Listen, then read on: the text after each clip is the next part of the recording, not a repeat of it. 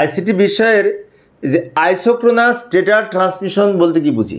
আমরা জানি যে সিরিয়াল ডেটা ট্রান্সমিশন সাধারণত 3 প্রকার, যথাক্রমে অ্যাসিনক্রোনাস, সিনক্রোনাস এবং আইসোক্রোনাস।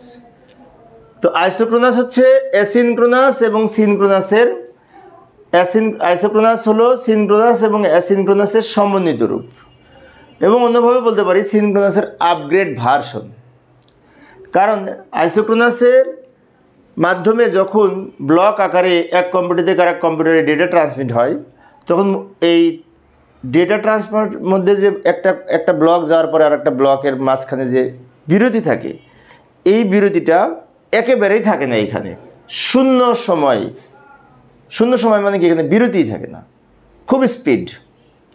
তাই আমরা যখন লাইভ টেলিকাস্ট করি, যখন লাইভে ক্লাস নিই অথবা লাইভে কোনো অনুষ্ঠান পরিচালনা করি, রিয়েল টাইম ডেটা যখন রিয়েল টাইম অ্যাপ্লিকেশনের মাধ্যমে যখন সরাসরি কোনো কাজ করি, সেক্ষেত্রে কিন্তু আইসোক্রোনাস ডেটা ট্রান্সমিশন পদ্ধতি কার্যকর হয়।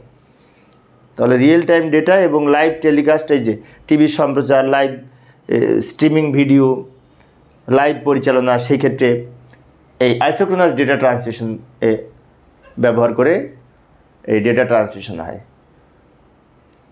আর অ্যাসিনক্রোনাসটা হচ্ছে একটা করে ক্যারেক্টার এক কম্পিউটার থেকে আরেক কম্পিউটারে যায়।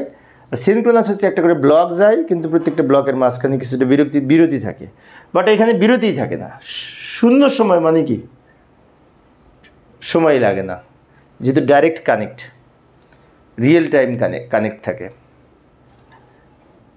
তো প্রিয় শিক্ষার্থী বন্ধুরা, এই অধ্যায় সৃজনশীল প্রশ্নের প্লেলিস্ট আমি ভিডিওর ডেসক্রিপশনে দিয়ে রাখবো।